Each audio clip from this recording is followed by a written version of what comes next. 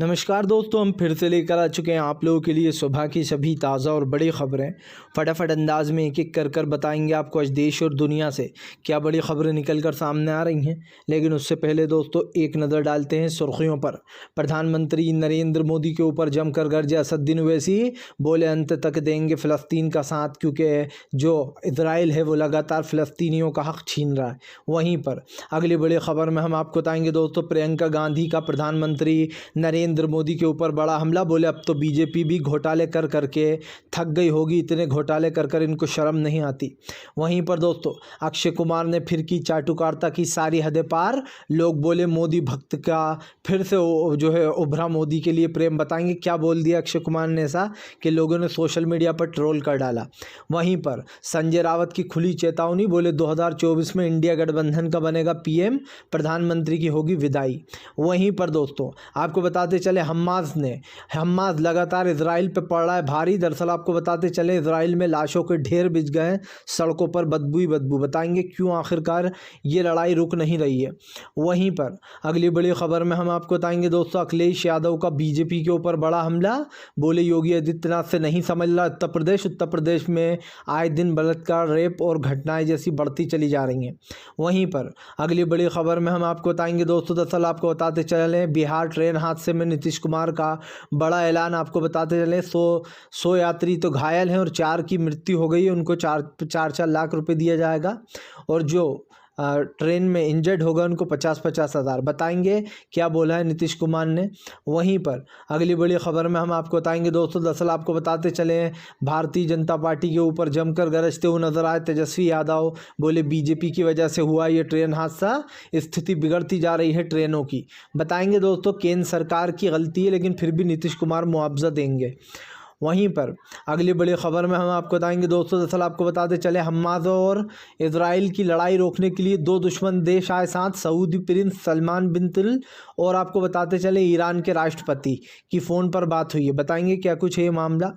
तो तमाम खबरें फटाफट अंदाज में देंगे, एक एक कर देंगे। फिलहाल खैर चलिए बढ़ते हैं सबसे पहली और सबसे बड़ी खबर की ओर। दरअसल दोस्तों आपको बताते चले प्रधानमंत्री नरेंद्र मोदी के ऊपर जमकर गरजे असदुद्दीन ओवैसी बोले मैं नहीं डरता किसी से, खुलकर करता हूं फ़लस्तीन का समर्थन। असदुद्दीन ओवैसी ने कहा कि आखिरी तक कहेंगे फ़लस्तीन जिंदाबाद है और रहेगा। उन्होंने कहा इजराइल लगातार फ़लस्तीन के ऊपर हमले करता है, लेकिन भारतीय जनता पार्टी जो है वो फ़लस्तीन को नहीं बल्कि इजराइल को सपोर्ट कर रही है। आपको बताते चले असदुद्दीन ओवैसी ने कहा कि जब भी हम किसी के ऊपर कोई आरोप लगाते हैं तो अगला पिछला सब देखते हैं, लेकिन बीजेपी नहीं देख रही है पीछे का। उन्होंने कहा कि इजराइल की ज़मीनें लगातार इजराइल जो है वो फ़लस्तीन की ज़मीनें हड़पता जा रहा है, और उसके बाद भी बीजेपी जो है वो फ़लस्तीन का नहीं बल्कि इजराइल का साथ दे रही है। यही नहीं, असदुद्दीन ओवैसी ने कहा कि अटल बिहारी वाजपेयी ने खुद कहा था कि जो ये इजराइल है ये लगातार फ़लस्तीनियों की ज़मीनें हड़पता है, इसीलिए हम फ़लस्तीन के साथ हैं। आपको बताते चलें ओवैसी ने कहा कि फ़िलहाल आज जो लोग इजराइल का सपोर्ट कर रहे हैं उनकी खुद की पार्टी के दिग्गज नेता फ़लस्तीन के साथ थे। असदुद्दीन ओवैसी ने कहा कि फ़लस्तीन लगातार हमले करता है। यही नहीं, आज जिन चीज़ों पर उन्होंने ओवैसी ने कहा कि देश में बात होना चाहिए, उस मुद्दों पर बीजेपी बात नहीं करती है। उन्होंने कहा इजराइल और हमास की जंग में इजराइल ही गलत है। किसी से भी आप पूछोगे तो, क्योंकि इजराइल दोस्तों फ़लस्तीन की जगह घेरता चला जा रहा है। ओवैसी ने कहा इसको हम यूँ भी देख सकते हैं जैसे चीन हमारी ज़मीन पर कब्ज़ा करता चला जा रहा है, वैसे ही चीन की तरह ही दोस्तों इजराइल भी फ़लस्तीन की ज़मीन पर कब्ज़ा करता चला जा रहा है। और यकीन मानिए दोस्तों ओवैसी की ये बात 16 आने सच है। असदुद्दीन ओवैसी ने गलत बात नहीं की है, ये बात बिल्कुल सच है। जैसे चीन हमारी सीमाओं में घुस के ज़मीन को हड़प रहा है, वैसे ही दोस्तों आपको बताते चले इजराइल भी फ़लस्तीन के साथ कर रहा है। तो ये कहना गलत नहीं होगा कि फिर इजराइल देश को दोस्तों सपोर्ट कर हम गलत कर रहे हैं, इसलिए कर रहे हैं कि किसी और की ज़मीन पर कब्ज़ा कर लेना ये तो गलत है दोस्तों। इस चीज़ को सपोर्ट करना अपने आप में ही गलत है। फ़िलहाल चलिए बढ़ते हैं एक और अगली बिग ब्रेकिंग की तरफ। बता दोस्तों अगली जो बड़ी खबर निकल कर आ रही है आपको बताते चले दोस्तों, प्रधानमंत्री नरेंद्र मोदी के ऊपर जमकर गरजे संजय रावत। संजय रावत बोले 2024 में बनेगा इंडिया गठबंधन का प्रधानमंत्री, प्रधानमंत्री को जाना होगा सत्ता से बाहर। दरअसल आपको बताते चले दोस्तों, संजय रावत ने सीधी चेतावनी दे दी है। संजय रावत का कहना है कि 2024 में इंडिया गठबंधन का पीएम होगा, ना कि प्रधानमंत्री दोबारा इस देश के पीएम बनेंगे। आपको बताते चले संजय रावत ने कहा कि हमारे देश में जिस तरीके का माहौल है, ख़ास करके जनता को महंगाई, गरीबी और बेरोज़गारी से गुजरना पड़ रहा है। उन्होंने कहा कि देश के युवाओं को मोदी सरकार ने जो झांसा दिया था कि हर साल 2 करोड़ नौकरियां मिलेंगी, उसका कुछ अता पता नहीं है। यही नहीं, संजय रावत ने बीजेपी को घेरते हुए कहा कि बीजेपी ने धीरे धीरे कर देश की संपत्तियों को अडानी और अंबानी को बेच दिया। संजय रावत ने कहा कि हमारे देश में ही मणिपुर है, लेकिन प्रधानमंत्री से मणिपुर तक नहीं संभला। वहाँ पर 3-4 महीने से दोस्तों आप समझिए हिंसा चलती रही, और उस हिंसा को रोकने के लिए दोस्तों लोग परेशान होते रहे, लेकिन हिंसा नहीं रुकी। सवाल सिर्फ ये नहीं है दोस्तों, सवाल ये भी है कि आज हमारे देश में जो ये सब कुछ फैला हुआ है, इसको रोकने के लिए क्या होना चाहिए, क्योंकि प्रधानमंत्री से लेकर तो बीजेपी के नेता तक दोस्तों हर कोई घिरे हुए हैं। और सबसे बड़ी बात ये है कि आप किन मुद्दों पर बात कर रहे हो, आज किन चीज़ों पर चर्चाएं हो रही हैं दोस्तों। आज बीजेपी जो है हर चर्चा से भागने का काम करती है। सबसे बड़ी बात यह है कि हमारे देश में महंगाई, गरीबी, बेरोज़गारी के अलावा नफ़रत ने भी जगह ले ली है। चलिए बढ़ते हैं एक और अगली बिग ब्रेकिंग की तरफ। बता दोस्तों अगली जो बड़ी खबर निकल कर आ रही है, अक्षय कुमार ने की दोस्तों चाटुकारिता की सारी हदें पार, तो सोशल मीडिया पर लोगों ने अक्षय कुमार को जमकर सुनाई खरी खोटी। दरअसल दोस्तों अक्षय कुमार को लगता है कि वो जो भी कर रहा है वो बिल्कुल सही है, और अक्षय कुमार ने दोस्तों एक ऐसा ज्ञान दिया जिसको सुनकर मेरे कान से धुआं बाहर आ गया। अक्षय कुमार ने दोस्तों न्यूज़ नेशन को अपना एक इंटरव्यू दिया, जिसमें अक्षय कुमार कहते हुए नजर आए कि हमारे देश का जो पासपोर्ट है, आज उसे देखने के बाद लोग जो है, उसे देखने के बाद जो ऑफिसर्स होते हैं वो कहते हैं अरे वाह, आप उस देश से आए हो जिस देश का प्रधानमंत्री मोदी है, और हमारे पासपोर्ट को देखकर ही हमारी इज्जत करने लगते हैं वो। आप समझिए दोस्तों चाटुकारिता की कितनी बड़ी बात कर गया अक्षय कुमार। अक्षय कुमार वही इंसान है दोस्तों जो कांग्रेस को 60 रुपये लीटर के पेट्रोल पर घेरता था, लेकिन आज 110 रुपये पेट्रोल है तो मोदी भक्ति में लीन है।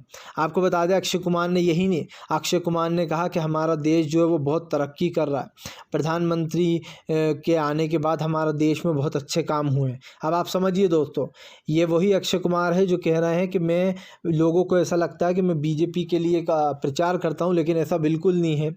अब दोस्तों अक्षय कुमार की एक फ़िल्म आई थी टॉयलेट, उसमें मोदी सरकार का बखान किया गया था। एक घर में टॉयलेट बना, उस फिल्म की कहानी पूरी टॉयलेट पर बेस्ड थी।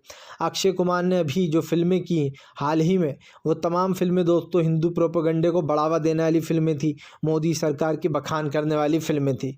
यही नहीं, अक्षय कुमार ने जब एक बार प्रधानमंत्री का इंटरव्यू लिया, तब से ये सिलसिला शुरू हुआ था। अक्षय कुमार ने प्रधानमंत्री से पूछा आप आम काट कर खाते हैं या चूस कर खाते हैं, तो लोगों ने कहा कि क्या सवाल पूछा है, वो बताऊंगा नहीं मैं कि वो कौन सी गाली दी थी लोगों ने, लेकिन सवाल वही है दोस्तों, सवाल वही। अक्षय कुमार कह रहा है कि मैं तो बिल्कुल नहीं सपोर्ट करता हूं, ऐसा लोगों को लगता है। ये वही बंदा है दोस्तों जो कैनेडियन नागरिकता लेकर बैठा हुआ था, और कैनेडियन नागरिकता अब छोड़ दी गई है फिलहाल। चलिए बढ़ते हैं एक और अगली बिग ब्रेकिंग की तरफ। बता दोस्तों अगली जो बड़ी खबर निकल कर आ रही है आपको बताते चले दोस्तों, इजराइल और हमास की लड़ाई में दोस्तों हर जगह बिछ गई लाशें ही लाशें, सड़कों पर फैली बदबू। दरअसल दोस्तों जब किसी देशों की लड़ाई होती है तो नुकसान तो आम जनता का ही होता है, और इस बात को कोई झुठला नहीं सकता। वहाँ की लड़कियों के साथ जहाँ पर भी दोस्तों हमले हो रहे हैं, इजराइल के लोग हम वहाँ की हमास की लड़कियों पर हमले बोल रहे हैं, और हमास के जो लोग हैं वो इजराइल की लड़कियों को अगवा कर रहे हैं। दोस्तों आप समझिए, ऐसे देशों में ही रेप जैसी घटनाएं भी हो जाती हैं ऐसी लड़ाइयों में। तो ये कहना गलत नहीं होगा दोस्तों कि महिलाएं तो असुरक्षित हैं, क्योंकि हमास के और इजराइल के लड़ाके हर जगह ढूंढते फिर रहे हैं लोगों को। जहां महिलाएं मिल रही हैं वहां महिलाओं को उठाकर लेकर जा रहा है, जहां जेंट्स मिल रहा है वहां जेंट्स को ले जा रहा है।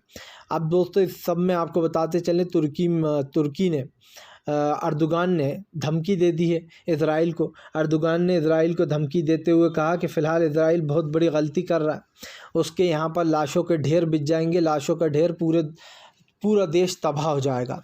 तुर्की दोस्तों आपको बता दें एक संगठन का शब्द का यूज़ किया है अर्दोगान ने। अर्दोगान ने कहा कि ऐसा नहीं लग रहा है कि इजराइल जो है वो एक देश है, ऐसा लग रहा है बल्कि इजराइल एक संगठन है जो मासूम लोगों को मारे जा रहा है, आतंकवाद की तरह बम गोले बरसा रहा है।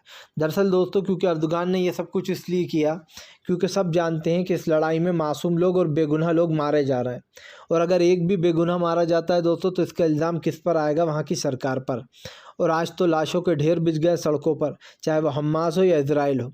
किसी भी देश में हिंसा दोस्तों किसी चीज़ का वो नहीं है।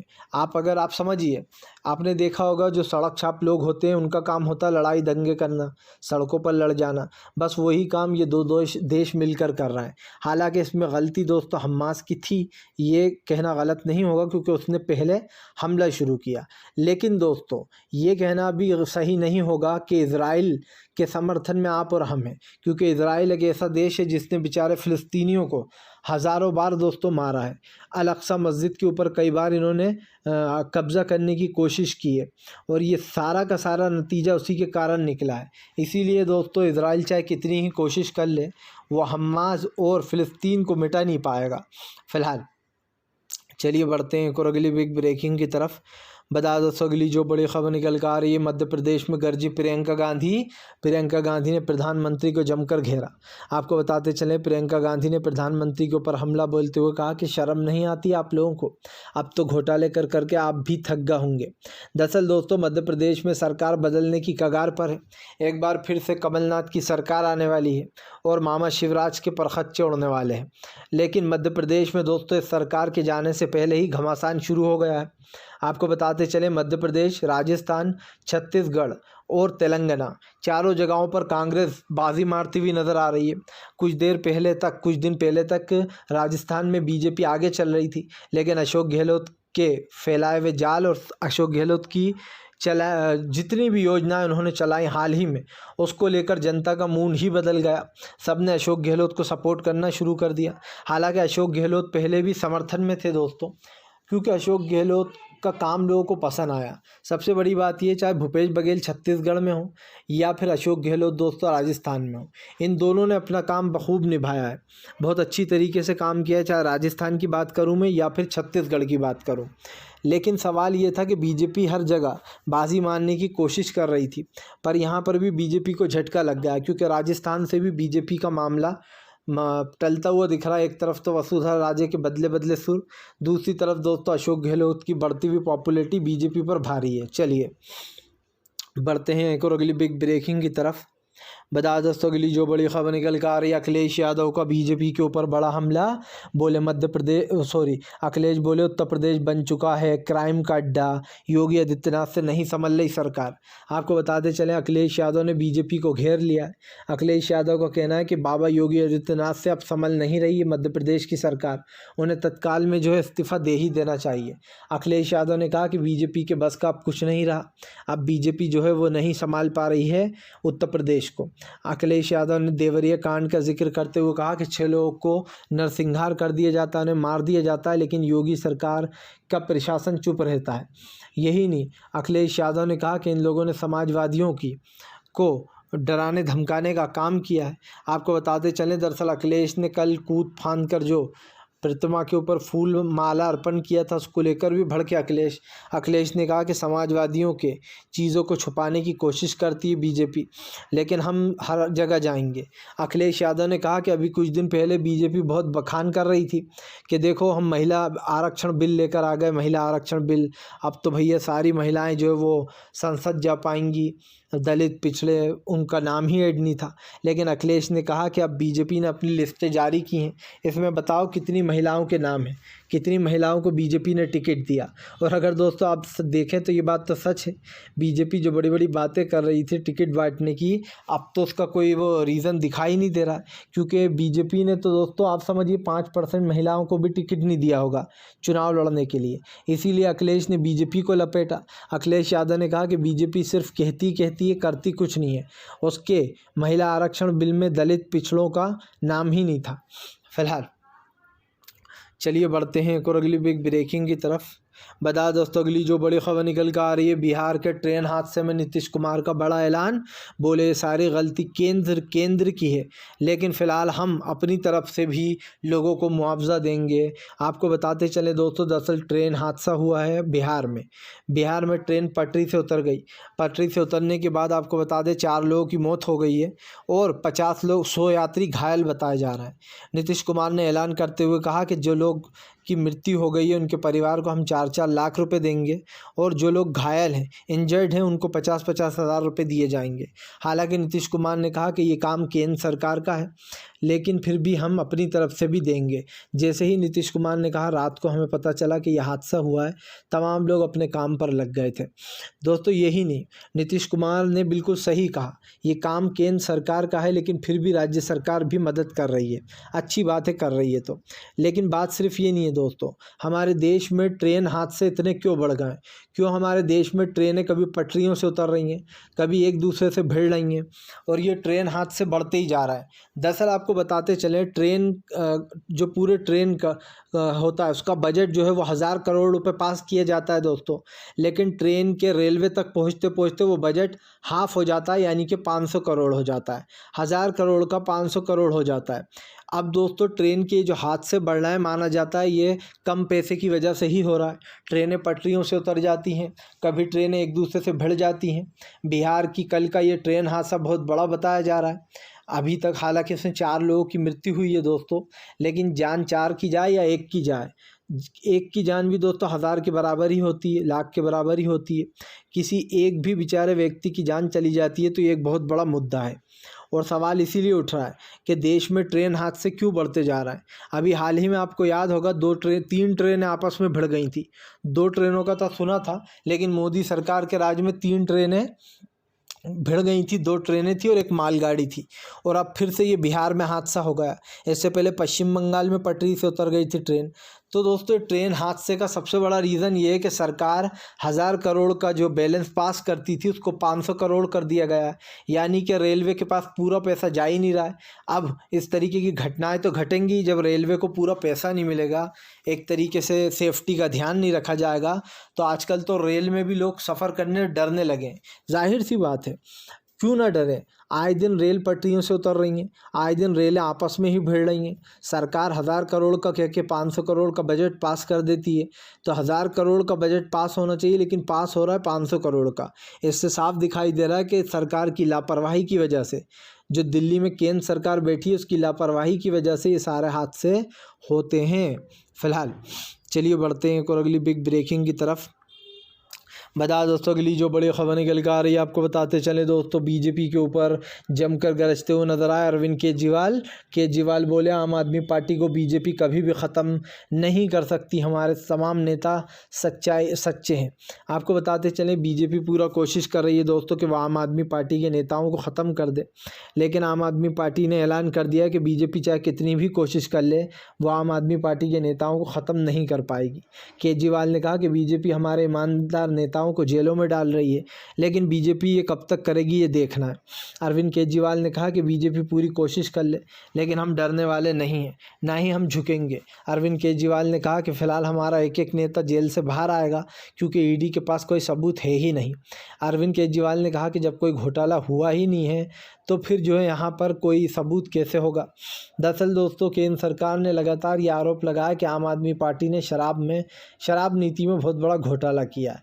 लेकिन दोस्तों जब शराब घोटाला हुआ है तो फिर उसका सबूत भी होना चाहिए।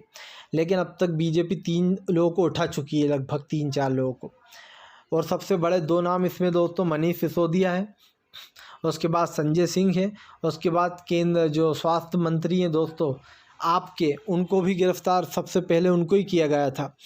तो अब सवाल उठ रहा है कि भैया जब आप ईडी से जब अदालत ने वो मांगे सबूत कि सबूत दीजिए आपने इन्होंने क्या घोटाला किया है, तो दोस्तों आप बिलीव करेंगे ईडी के पास कोई सबूत ही नहीं है।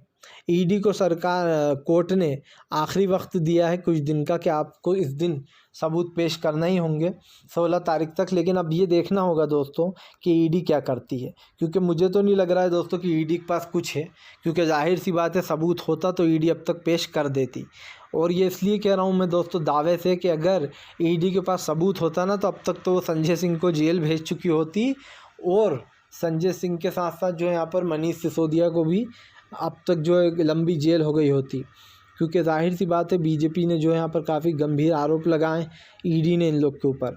फ़िलहाल अगर आपको हमारा वीडियो अच्छा लगे तो कृपया इसको लाइक करें, चैनल पर पहली बार आए सब्सक्राइब कर लें ताकि ऐसे वीडियो